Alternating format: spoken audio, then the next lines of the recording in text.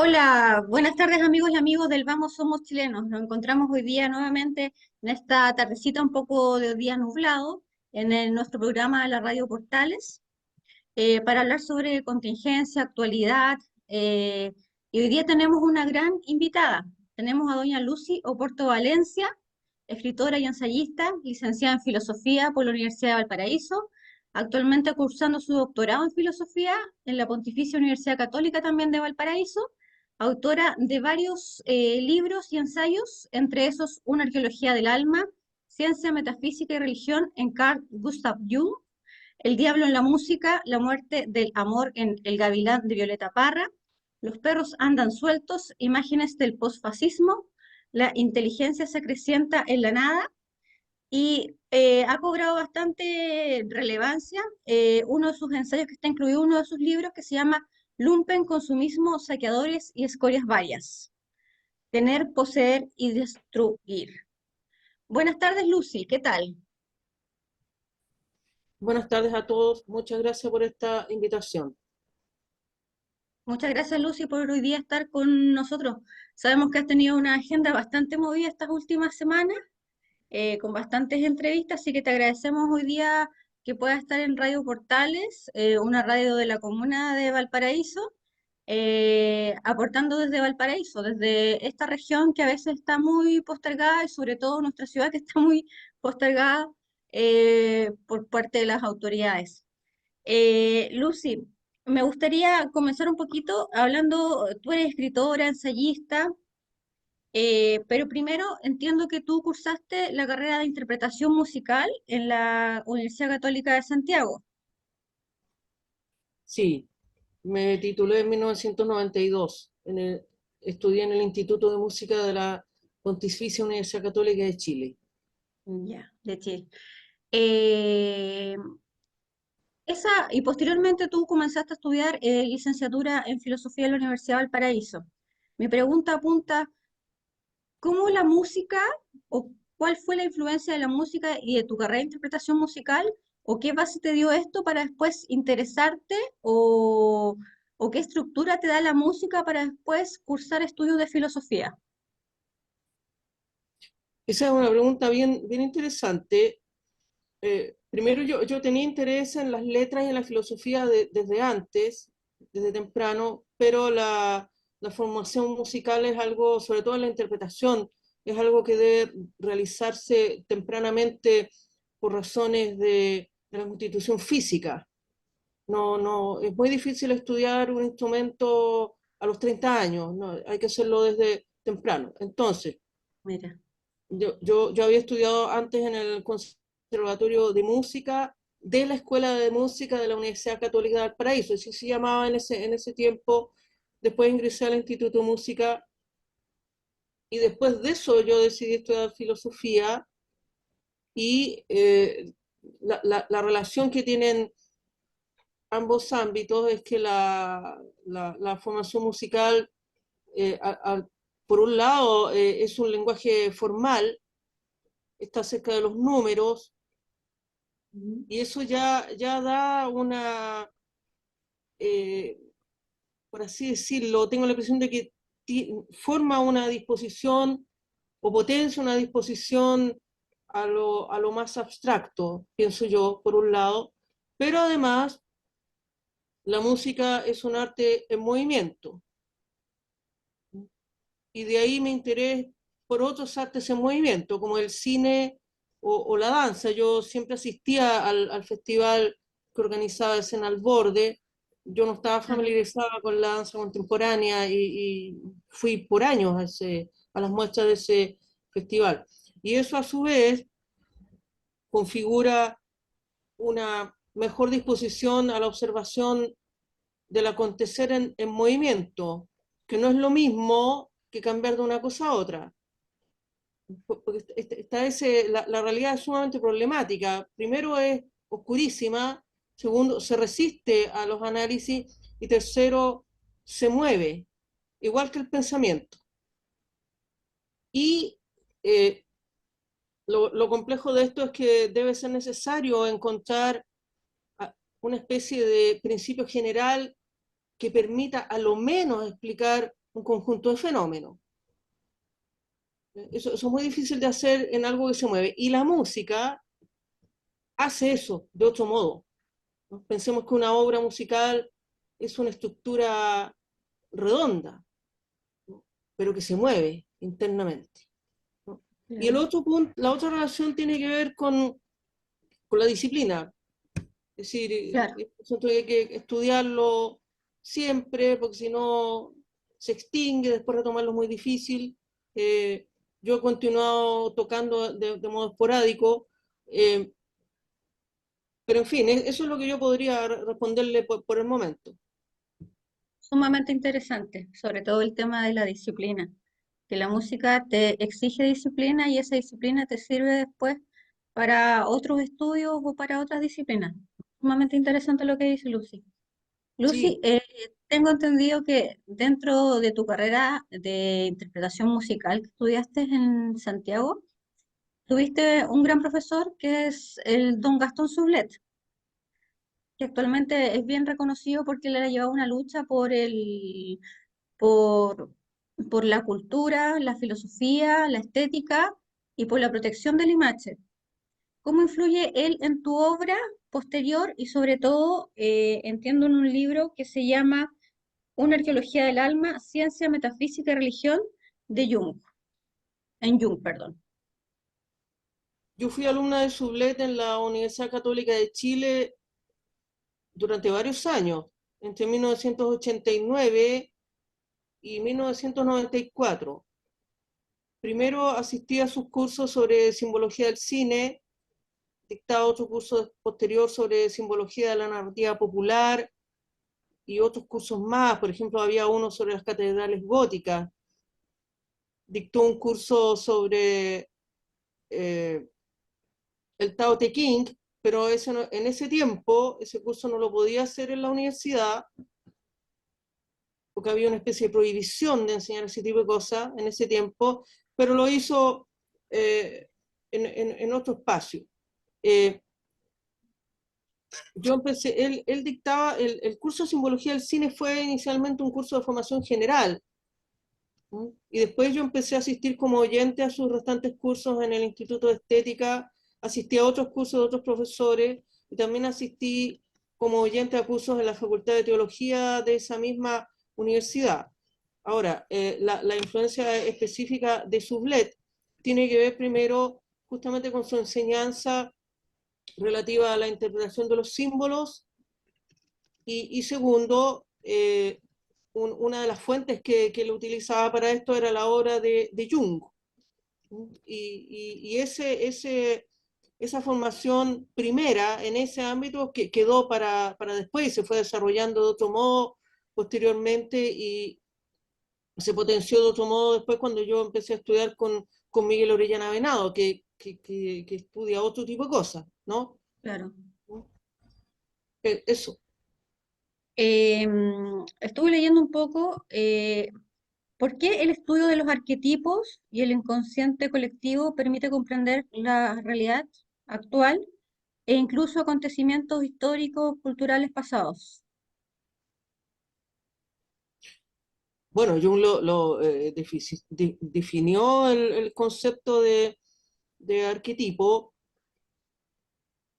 distinguiendo dos aspectos, ¿no? O sea, el arquetipo en sí, como lo llama, que es una estructura en sí vacía eh, y que está prefigurada, es decir, es propiamente el contenido del inconsciente colectivo, esa estructura, ¿no? Y las imágenes arquetípicas, que son las que van variando en el tiempo a través de distintos documentos históricos y distintos tipos de expresiones. Por ejemplo, él en su investigación, que fue muy larga y que se fundamenta en, yo lo que he descubierto incluso ahora último, muchas fuentes antiguas, autores del Renacimiento, de la filosofía del Renacimiento, eh, basándose en eso en parte para poder estructurar esta concepción, que también la desarrolló en el tiempo, eso también es importante. Jung fue en el curso de su vida afinando este concepto. Entonces, observaba los delirios de los pacientes, por ejemplo, que constituían imágenes, ¿no? Por otro lado, estaban los documentos del mundo antiguo y monumentos de todo tipo, en general. Y los sueños de sus pacientes, esa también es la otra fuente principal que él examinó, llegó a acumular una cantidad exorbitante de material, y hubo un momento en que no sabía bien qué hacer con eso, pero finalmente de a poco fue extrayendo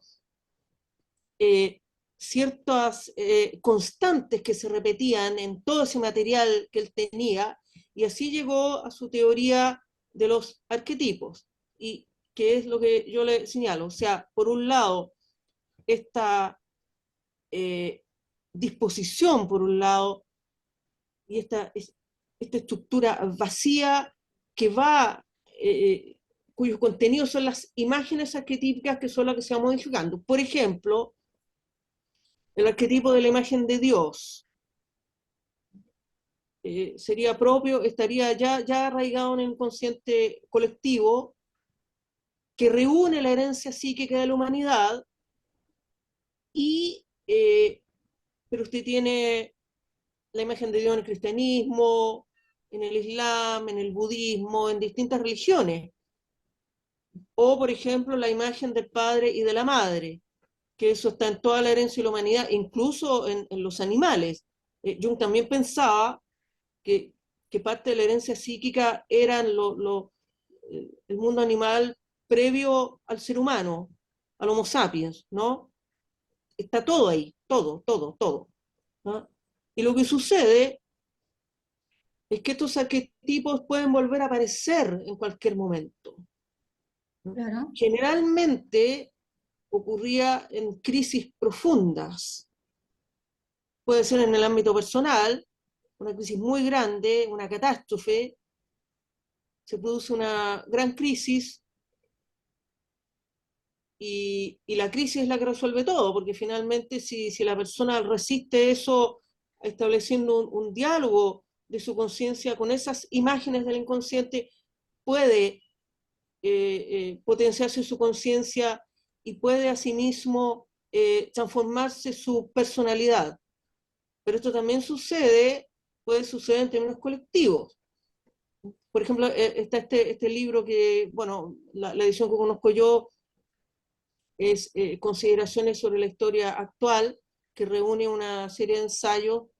Los ensayos son Wotan, de 1936, y después de la catástrofe de 1945, y un epílogo que tratan lo que ocurrió en torno a las imágenes que surgieron con motivo de las guerras mundiales, de la segunda sobre todo, y del nazismo en particular.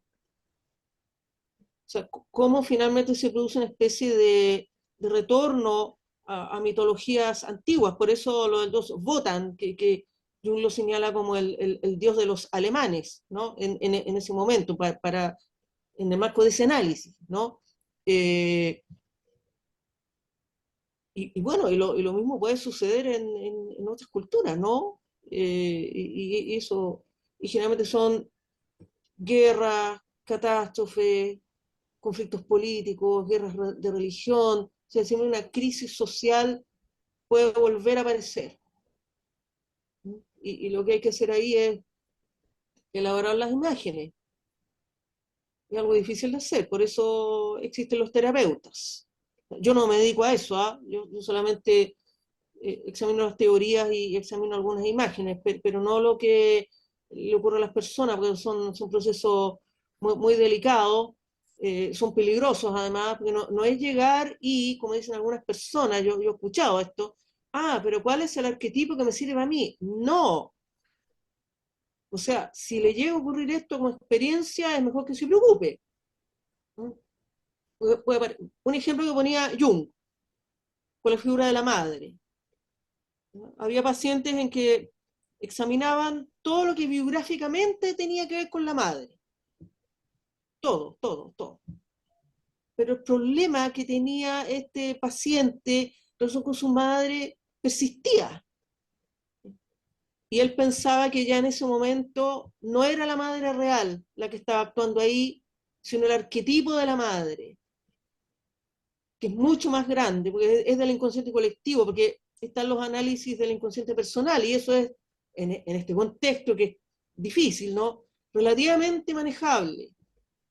El relato Claro. de la biografía, ¿no? De lo que usted recuerda, lo que usted tiene presente en su conciencia, pero el inconsciente colectivo es algo difícil de manejar. Y no es conveniente entrar en ese mundo. De eso Jung pensaba que el análisis del inconsciente colectivo era equivalente a una operación quirúrgica. O sea, se hacía cuando ya no había, se habían agotado todas las otras posibilidades. Entonces, no se puede jugar con estas cosas. ¿No? Los estudios de Jung son bien serios, ¿ah? Y una cuestión que quiero aclarar de esto, porque hay mucha caricatura sobre Jung, ¿no? Que era una especie de gurú, que era nazi, que era un esotérico. No, Jung era un científico, era Tenía una médico. metodología, claro. Lo que sucede es que se encontró con fenómenos para los cuales las metodologías que él disponía en ese tiempo no eran suficientes. ¿No? Entonces empezó con este otro método, que era un método fenomenológico, que lo aprendió de otro autor, de Theodore Flournoy, a observar a los pacientes, observarlo, pero para eso había que despojarse de todos los prejuicios, un asunto difícil de hacer, ¿no? Eh, Claro. entonces empezó, los analizaba, los observaba, sus gestos, por ejemplo, analizaba todo, ¿no? Y así fue configurando sus teorías en un proceso largo. Es una manera importante que verlo como lo de él también, un proceso de movimiento, porque lo que yo observé fue que utilizaba distintos términos. Por ejemplo, dice complejo inconsciente en algún momento, en otro momento habla de imago, pero son diferenciaciones que va haciendo de matices que finalmente configuran esta definición ya más madura de arquetipo, que tiene estos dos aspectos, ese aspecto formal y este aspecto que varía, que es propiamente la imagen arquetípica y que eso es lo que uno ve, ¿no? A Claro. través de los símbolos, por ejemplo. Eso, para no extenderme más, ¿no? Muchas gracias, bueno, sumamente interesante. Carlos, tú quieres hacer una preguntita a doña Lucy. Sí, bueno, lo voy a saludar. Buenas tardes a todos los auditores del programa Vamos, Somos Chilenos eh, en Radio Portales de Valparaíso, a Lucy y a ti, Milén. Eh, lo que estamos hablando son temas relevantes porque en el fondo, a lo mejor para mucha gente que está preocupada y está en la coyuntura, en el día a día, como que escapa a estos análisis, pero estos análisis son importantes porque permiten entender muchas situaciones que vivimos los seres humanos y las personas, siendo complejo, digamos, todo el tema. Yo quiero un poco llevarte a un tema más concreto, en base también a tus opiniones, eh, entendiendo y dejando por la complejidad constante, como dicen los estadísticos, ceteris paribus, ¿no es cierto?, las otras variables, y conociendo que el proceso que se ha denominado del estallido social y que tú has emitido opiniones que han sido los problemas que yo llamo de la revolución de octubre, porque independientemente de la manifestación social también hay un tema político por el medio, y dejando constante todas las variables de carácter económico, de cualquier otro aspecto que puedan existir, y político, ideológico, qué sé yo. Yo tengo la postura y por supuesto la apreciación de que aquí que hay un tema valórico y tú lo manifiestas cuando hablas del consumismo, algo así, el ligar consumismo, una de las cosas más y otros aspectos más en ese sentido. Yo creo que todo esto se surgió porque el mundo y el país, eh, y no quiero entrar aquí a un modelo de moral o de ética, pero sí el mundo en general y el país, y se ve los hechos, ha entrado quizás un relativismo en estos aspectos valóricos. Entonces, igual me gustaría, con tu experiencia y tu conocimiento en el pensamiento, ¿cuál es tu visión de algo tan concreto como lo que pasó en Chile, que va a dar para, y con eso termino la idea, va a dar para mucho, porque uno siempre este tema histórico pone mucho opinión, y yo siempre pongo ejemplo en esto el libro de Un juicio político que se hace Diego Portal, de tres autores, Sotomayor, Lastarria y Vicuña Maquena, y los tres piensan distinto, y emiten juicios sobre la misma persona con apreciaciones totalmente distintas. Entonces, este tema, claro, va a tener distintos juicios, pero lo que a mí me interesa es dado también tus comentarios al respecto, el tema del aspecto valórico en todo el proceso que se vivió en el llamado estallido social y que yo también denomino un proceso de la Revolución de Octubre. Bueno, es una gran pregunta. Em, Bueno, primero yo sigo sosteniendo que los acontecimientos de octubre de 2019, que yo lo llamo de otra manera, porque, bueno, como usted bien señala, los fenómenos son complejos y se pueden enfocar de distintas maneras. ¿Ah? También algunos lo han visto como una revolución, como usted señala. Yo sostengo que fue una asonada, ¿no? Es decir, me atengo al diccionario de la RAE, ¿no? Una reunión tumultuaria y por lo general violenta, que tiene un propósito específico, por lo general político. Me parece que así era. Perdón, aquí me sale algo sobre unos minutos, ¿ah? Sí, La, tranquila, la, tranquila, ya, ya. no hay Sigo problema. entonces. Sí, Eh, estamos en la zonada, ahí estábamos. ya, claro, la definición de la RAE, ya que aparece ahí. Yo lo veo así, pero se puede ver de distintas maneras. Eh, Ahora, el aspecto valorativo, por supuesto que a mí me parece crucial. Hay que aclarar, como he señalado en otras entrevistas, que el término moral está sumamente banalizado y destruido. Es decir, eh, y, a ver, esto sí llegó a ocurrir, me parece, por una serie de caricaturas que surgieron en torno a ese término en las disputas de la izquierda con la derecha, me parece. Usted me corregirá si estoy equivocada. Me refiero a la degradación del término, ¿no? Moral. O sea, moral es una caricatura asociada a reaccionario, facho, no sé, integrismo religioso, etcétera, ¿no? Esa es la caricatura que hay. Pero bueno, es decir, moral es un término antiguo, ¿no? Es decir, la disciplina eh, o el ámbito de la filosofía que estudia eso es la ética, ¿no? Y ahí, para hablar solo de la cultura occidental, tenemos desde los griegos hasta ahora, sin mencionar el tratamiento de ese asunto en otras culturas, ¿no? Entre los chinos o en el mundo del Islam o, en fin, en el mundo indígena, por ejemplo, también ahí hay concepciones relativas a la moral, ¿no? Y tienen también costumbres, porque la moral tiene que ver principalmente con los hábitos, ¿no? Y con las formas de trato, pero la ética es la reflexión sobre eso, la reflexión filosófica sobre eso, y eso tiene una historia muy larga, por lo tanto, el término moral no puede ser reducido de esa manera. Eso, aclarar ese punto primero, ¿no?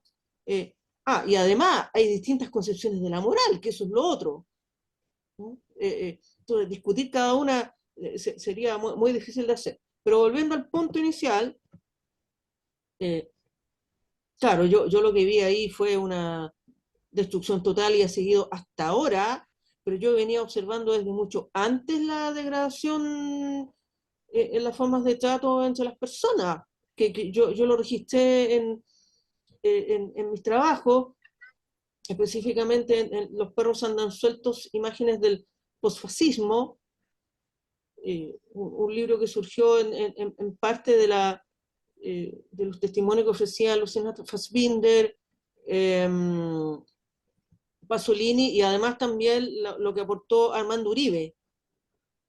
También él habla de eso, o sea, de cómo las formas de trato y las prácticas del fascismo, o sea, de la dictadura, para el caso chileno, pervivieron en las décadas de la postdictadura, en las formas de trato cotidiana, en las relaciones íntimas entre las personas, por ejemplo. Sí, eso es lo terrible que tiene esto, ¿no? Y entonces usted puede ver en las obras de Fassbinder, por ejemplo, casi todos los personajes terminan mal, hay varios suicidios en sus películas, y lo que retrata mejor son las relaciones de dominación entre las personas. Bueno, yo veía algo más o menos similar lo he visto por décadas y lo he visto en los sectores más desposeídos de la sociedad. Ese fue mi escándalo inicial. Porque mucho se habla de las élites, de las 7 familias, todas esas cosas, ¿ya? Pero esto yo no lo vi ahí. Bueno, yo no estoy cerca de ese mundo. Lo he visto entre las personas comunes y corrientes, muchas personas humildes, personas del mundo del trabajo. Es lo mismo, la misma estructura, ¿no? de dominación. Entonces, viene 2019, precedido además, para mí, por lo menos, por la destrucción del Cristo de la gratitud nacional, que ocurrió 3 años antes, me pareció espeluznante, y más espeluznante aún la respuesta que da uno de los jóvenes detenidos, una declaración que fue algo así como: yo era un animal de horda. Faltó poco para que dijera que no se acordaba de lo que había hecho. Y ahí ya había un índice de que se trataba de un proceso inconsciente. Y para mí la Jornada de Octubre sigo sosteniendo que un enfoque posible es verlo como un proceso del inconsciente colectivo en la línea de Jung. Y lo mismo para los intelectuales que se postraron ante esto. O sea, ¿cómo? O sea, ¿dónde quedan sus estudios de posgrado, su racionalidad? Y esto era el avance de la barbarie, de lo que yo después llamé una instintividad sin espíritu. Sí, si está librada a su propia suerte, no queda nada, ¿no? Es pura depredación, destrucción, dominación del otro. Y eh, bueno, eso sigue hasta ahora, ¿no? Es cada vez peor. A mí me interesa mucho el problema del mal, y ya para mí la encarnación de eso es el crimen organizado, definitivamente. Es maligno per se. Eso podría responderle por ahora, no sé si le parece bien. Podemos seguir en la segunda parte, ¿no es cierto, Milén? Sí, claramente que sí. Doña Lucy, Parece bien. vamos a hacer una pausa comercial Música. y volvemos nuevamente en nuestro programa Vamos Somos Chilenos. Bueno, estamos de vuelta en Radio Portales de Valparaíso, el programa Vamos Somos Chilenos, y conversando temas muy interesantes que no son del día a día de la coyuntura. Si bien hoy día yo le daba ahora la última pregunta un lado más, por así decirlo, más pragmático quizá, de hechos concretos, con Lucio Porto Valencia. eh, Lucy, a ver, una pequeña para seguir, porque me dejaste boteando, como se dice coloquialmente, un tema ahí que lo quiero tocar, que es la segunda pregunta, pero antes de hacer un breve análisis de estos temas que, como dijimos, que son complejos y opinables, evidentemente. eh, sí, yo comparto realmente contigo el tema de moral. Viene del latín mores maiorum, de las costumbres que tenían, ¿no es cierto?, los antepasados y que van dando eso, que también tiene razón con la etos, la identidad griega. O sea, hay una serie de elementos que no hay que degenerarlo o de llevarlo a la reducción que tú hiciste muy bien y que me parece que es vital y que dice razón con la pregunta. Y que eso lo coligo en Chile siempre han habido en el mundo. O sea, estas asonadas revoluciones políticas de cualquier tipo, hay que pensar muchos casos, pero para hacer la corte y ir a la pregunta, eh, pensemos en la revolución del 91. O sea, todos los que eran balmaceístas fueron asonados, quemadas sus casas, asesinados. Entonces, no es primera vez, pero creo que hay elementos evidentemente novedosos que hace quizás que el tema valórico, moral o ético sea mucho más preponderante quizás por el mundo actual. Y tú tocaste un tema que el mundo de hoy nadie toca, o muy pocos tocan, que es el mal. Mal que tiene caras que no solamente podemos decir que sea un demonio. O sea, tú dijiste algo que yo comparto plenamente, sin ninguna relevancia, que a lo mejor lo comparte, que es el crimen organizado. O sea, el mal existe. El mal se puede encarnar en personas, se puede encargar en ideas, se puede encargar en organizaciones, en sistemas. Me gustaría, si estimas pertinente, dado que hoy día creo que los graves problemas que tiene el mundo es que no hay temor al mal y no hay conciencia del mal. Entonces, quizás por ese lado, seguir hablando de eso que tú mencionaste sobre ese tema. Sí, muy cierto eso, ¿ah? No hay temor al mal ni conciencia del mal. Es decir, no lo hay en un sentido bien profundo, ¿ah? Pero los psicópatas, por ejemplo, sí tienen una conciencia de que están haciendo el mal y no les importa, que es diferente, ¿no? Por eso, hasta donde yo sé, los psicópatas específicamente no son declarados inimputables en los procesos judiciales, porque saben lo que están haciendo, en No hay principio. Pero en un práctica. sentido bien radical hay una inconsciencia de fondo, en el sentido de que si realmente dimensionaran el alcance del daño que provocan, eh, ese mal no podría darse de ninguna manera, ¿no? Pero también yo he observado un proceso de psicopatización de la sociedad. Eso se lo escuché una vez a uno, hace varios años, en un programa radial que se reunía un jurista, un criminólogo y otro profesional relativo a esos asuntos, me acuerdo. Y ellos hablaban de eso, que eh, se produce un proceso así en personas que no son necesariamente psicópatas. Y eso está ocurriendo acá. Como les señalaba, yo pienso que esto ya venía de mucho antes. Una de los principales focos que dieron lugar a esto ha sido la impunidad en los crímenes cometidos por la dictadura, ¿no? Es cierto que se han resuelto algunos casos, pero después de 1000 años y, y, y hay muchas cosas de lo ocurrido que no se saben hasta ahora, ¿no? Y eso quedó ahí. La doctora Paz Rojas Baeza estudió esto. ¿Mm? Eh, Trataba a los familiares de los detenidos desaparecidos y ella describe muy bien el daño que ha provocado esto, el daño interno, psíquico, profundo, con enfermedades mentales graves, ¿no? No simples malestares como se empezó a hablar, ¿ah? ¿Se acuerdan, no? Se hablaba mucho del malestar y dale con el malestar. No, hay verdaderas enfermedades y daños, además, para usar el lenguaje de Armando Uribe, daños al alma nacional, ¿no? Entonces, está eso, toda esta putrefacción unida, además, de modo perverso, al avance de la sociedad de consumo, pienso yo que desde un punto de vista interno, ¿no? Configuraron la aparición de todo este fenómeno relativo al octubre chileno, como se lo ha llamado también, ¿no?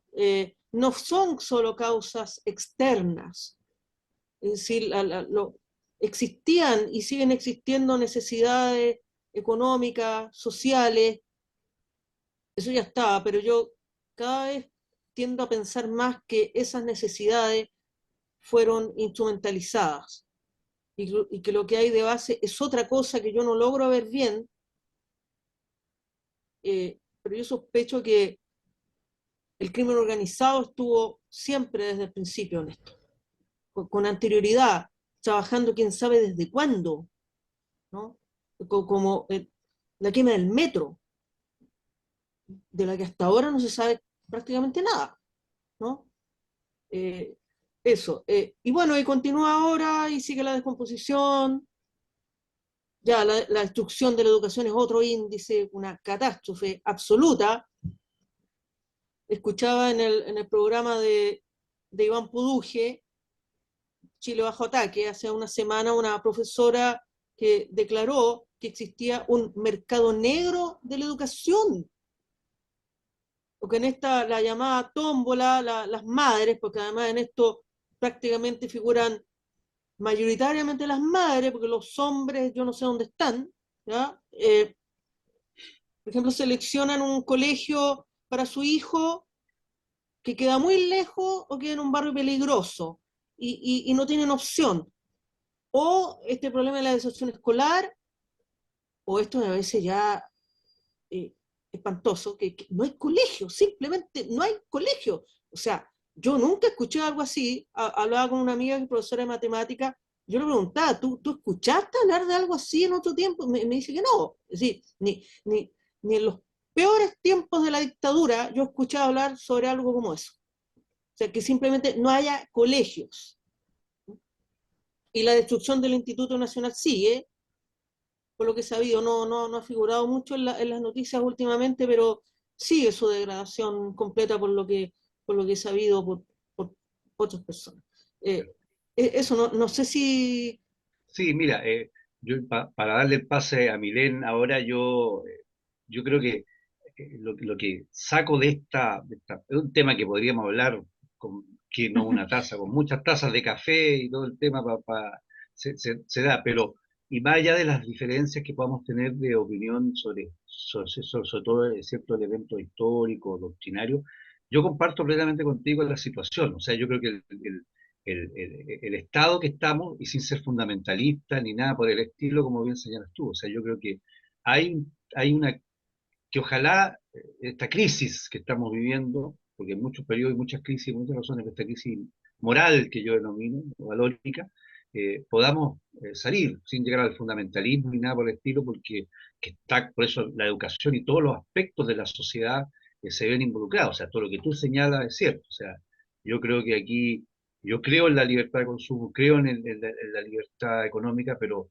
evidentemente como un medio, no como un fin en sí, sino como un medio para obtener mejores condiciones dignas de vida, pero nada más. Entonces, hay un tema de fondo que comparto plenamente contigo, más allá del juicio que uno puede tener sobre ciertos periodos históricos, que por eso por colocar el ejemplo de don Diego Portales, que dos pensadores liberales pensaban totalmente distintos sobre don Diego Portales, y entonces son temas opinables, pero sí, yo creo que tenemos un meta y me parece interesantísimo lo que tú señalas, incluso una perspectiva distinta, pero llegamos a un mismo fin, a un mismo objetivo, o más que objetivo, a un mismo diagnóstico, análisis de la situación y que evidentemente es un tema complejo. Así que, bueno, yo creo que podríamos seguir conversando, así que dejo a Milén en esta etapa, en esta parte del programa. Gracias, Lucy. Gracias. No sé si puedo Interesante. acotar, si puedo decir algo pequeño. Sí, lo que sucede es que como yo señalaba, la realidad en general que abarca todo, incluida la vida interior de las personas, es sumamente compleja, se puede abordar de distintas facetas, hay distintos enfoques, algunos son totalmente contradictorios y otros se pueden complementar y una visión pluralista es muy importante. Yo he aprendido eso también con el profesor Miguel Orellana Venado, que ha sido capital en mi formación, y por eso yo menciono también estos temas, lo relativo a la educación y que tiene que ver con las formas de trato entre las personas, ¿no? O sea, porque los enfoques que pueden ser totalmente distintos se puede discutir, digamos, por supuesto en el entendido de que hay buena fe y hay un intento de buscar la verdad y ya en un plano ejecutivo, ¿no? Encontrar las mejores soluciones, sobre todo en situaciones tan difíciles como esta, ¿no? Eso quería acotar, ¿no? Interesante, Lucy. Lucy, mira, la semana pasada se conoció una información respecto a quienes probablemente habrían sido los causantes de los incendios en la ciudad de Valparaíso y que abarcó Viña del Mar, una parte incluso de Quilpué y Villa Alemana. Eh, Dentro de la información que se ha manejado hasta ahora, uno de los implicados sería uno de los bomberos de CONAF, de las personas que trabajan en CONAF. Viendo imágenes y las motivaciones de esta persona, aparece que una de las motivaciones sería obtener un mayor ingreso mensual por las horas extraordinarias. En segundo término, derivado de esas horas extraordinarias, obtener ciertos bienes materiales. Incluso dentro de las fotografías que se exhibieron de sus redes sociales aparece después del incendio ostentando un vehículo nuevo. También lleva las llaves de este vehículo a la tumba de su abuelita, como a mostrársela, a decirle como esto es lo que me he ganado. Y relacionado con esto, tú señalaste en alguna entrevista que el tema del estallido social o asonada o o revolución, como le dicen algunos, o revuelta social, no fue tanto una protesta contra las carencias y las necesidades de las personas, sino que más bien fue el resultado de la enorme frustración derivada de la ansiedad que implica esta sociedad de consumo, que ha derivado una especie de decadencia personal y además institucional. ¿Qué nos puedes explayar respecto a este tema? Y cómo yo por lo menos lo veo, lo que tú afirmas, lo veo absolutamente reflejado en ese hecho que ocurrió la semana pasada. Sí, efectivamente, un poco continuando con las respuestas anteriores, vi algunas noticias en relación con esta detención última de quienes iniciaron estos terribles incendios. No he podido verlas en detalle, ¿no? Pero vi los videos de este sujeto en su auto con una música que era una especie de burla mientras sus compañeros trataban de apagar el incendio y el tipo, me imagino que ese auto que manejaba era ese auto que usted menciona, ¿no? Yo no lo No, sé. las imágenes son de la persona que prestaba servicio en bomberos, pero hay otras imágenes que son de la persona que trabajaba en CONAF y que esa persona, claro, Esas, habría sido el autor intelectual sí. y su motivación habría sido obtener más horas extras, más pago por horas extras. Bueno, entra dentro de lo mismo que yo señalaba, por lo menos en principio, a mí realmente cuando supe esto, ahora último, primero me cuesta creer que sean ellos dos los involucrados. Yo, cuando ocurrió esto, pensé que había sido un atentado terrorista. Sigo pensando que es un atentado terrorista, por supuesto que en un sentido amplio, quizás no en el sentido Claro. técnico que se le otorga en los ámbitos de los estudios sobre esto, ¿no? Porque realmente aterrorizó a la población y ahora cuando supe esto volví a sentir lo mismo, como un clima interior de algo verdaderamente siniestro y hasta diabólico, diría yo, justamente por esto. Aquí vuelvo a ver lo mismo, un desparpajo, exhibicionismo, obscenidad. Al tipo no le importa nada, solo el dinero. Es algo así como un producto terminal de la sociedad de consumo. Ahora, es significativo ese elemento, yo lo desconocía, lo de la abuela. Sí. Bueno, yo hace tiempo que vengo diciendo que el arquetipo que domina en Chile es el de la madre terrible. ¿No? Va en esa línea, vaya a saber uno qué ocurría ahí. Y lo otro yo me pregunto, ¿qué relación tenía el actor intelectual con el ejecutor de los hechos, él era un bombero, ¿no? O sea, Claro. ¿qué hubo ahí entre ellos dos, ¿no? ¿Será una retroalimentación entre ambos hasta que llegaron a planificar esto? Yo lo ignoro, esos detalles, pero sería bueno preguntárselo. Me pareció aterrador, oscurísimo, como les digo, y va en la línea, es decir, apoteosis de la sociedad de consumo, ¿no? Esto para mí está casi en ese sentido, no en términos absolutos, en ese sentido yo pienso que está en el nivel del crimen organizado. Es decir, no nos importa nada, solo nos importa nuestro dinero, ganar y ganar dinero, nuestra industria, nuestra empresa delictual, porque así se habla ahora ya del crimen organizado, son empresas delictuales, ¿no? Y solo nos importa ganar dinero, es solo por negocio. Esto es bastante parecido en la estructura, Claro. ¿no? No es lo mismo, por supuesto. Aterrador. Y volviendo al tema de la moral, ya esto es la maldad absoluta. Punto. Además, a mí lo que me impresiona de esto, además, es, bueno, aquí murieron 137 personas y incluso con estos dos imputados, como que, como que fuese nada, ¿no?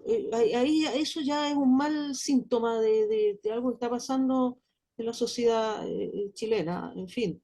voy a interiorizarme más y más adelante sobre la información que hay por el momento. Lucy, finalmente, tú, claro, tú nos has dado una especie de tal vez de ideas o resúmenes de cuál podrían ser tal vez un poco las causas de esta descomposición moral, pero ¿cómo podríamos revertir esta situación en el mediano plazo, yo creo? Hay que acercarse a la virtud, los buenos valores. ¿Cómo lo podríamos hacer desde nuestra posición personal para tener un Chile mejor, una sociedad mejor? Es difícil responder esa pregunta, pri- primero porque tiene que ver con un esfuerzo personal y una voluntad personal de, de adquirir una mayor capacidad de conciencia, lo cual es muy difícil de hacer porque eso implica renuncia, sacrificio y mucho sufrimiento, hacerse cargo de uno mismo y después tener conciencia de estas otras imágenes que les decía, que son mucho más complicados. Eso por un lado. O sea, por supuesto, hay, está una voluntad personal, pero también hay con de orden institucional, ¿no? Eso es Mm. gravísimo, la destrucción de la educación, la corrupción que ya se está viendo que está a todo nivel, ¿no? Pero además hay un asunto que me parece especialmente complicado, lo señalaba a propósito de una conversación para el programa Terapia Chilensis, donde yo señalaba que las luchas por el poder finalmente destruyen todo, y yo no sé bien qué solución tiene eso, ¿no? Eh, me desespera, pero en todo caso sí quiero aclarar que yo no me resigno ni me conformo, yo no creo que esto sea, eh, bueno, aceptemos la realidad como es y nos quedamos, no, pero yo estoy No. ahí en medio y no sé cómo se resuelve eso, me parece una cosa espantosa. Eh, lo señalaba a propósito de lo que ocurrió con el autor que yo trabajo, Orígenes de Alejandría, así se llama, por si acaso, Orígenes de Alejandría, eh, que termina siendo destruido por la religión que él mismo defendió, ¿no? Digamos, en el año 202 decapitado, cuando yo era mayor, en una gran persecución es torturado, sobrevivió, sin abjurar de su fe, porque lo torturaron para eso y además para exhibirlo, igual que ahora. Al principio los torturas es el mismo, ¿no? Me imagino un Aterrorizado, poco la situación de Luis Emilio Recabarren, ahí no les sabría decir, no tengo mucha documentación, pero fundador del Partido Comunista que terminó suicidándose por la presión de los mismos comunistas. ah, sí, sé lo del suicidio, pero yo nunca he sabido qué causas tuvo eso, ¿ah? Pero en este caso es especial, es terrible, igual de terrible, porque años después de muerto el autor, y ya cuando el cristianismo se convirtió o estaba en vía de convertirse en la religión oficial del imperio, hay un edicto imperial que decide destruir sus obras, ¿no? El sínodo de Constantinopla del año 543 determina que algunas teorías de orígenes son heréticas y que sus obras deben desaparecer, y un edicto imperial ordena su destrucción. Y por eso las obras en griego del autor se perdieron y fueron traducidas después al latín por Rufino, que estaba además en medio de las invasiones bárbaras. Y después los monjes del desierto lo mismo, Evagrio Póntico, cuyas obras fueron traducidas después al siríaco y al armenio, porque también era considerado un hereje. ¿No? O sea, es lo mismo. Lo que usted mencionaba, Carlos, sobre la revolución de 1900, perdón, de 1891, la guerra civil de 1891, es el mismo principio, usted lo mencionó, o sea, a los vencidos les quitan todo, les destruyen todo, queman sus casas, saquean todo, entonces más de lo mismo, más de lo mismo, más de lo mismo. Y ese punto relativo al poder yo no sé cómo se puede solucionar, pero evidentemente habría que partir por una autocrítica personal para empezar. Eso es lo único. Pero le aclaro por eso que yo no me parece buena resignarse a esto, ni esa frase que circula tanto de nos tenemos que acostumbrar a tal cosa. ¿Se han fijado que abunda mucho esa frase?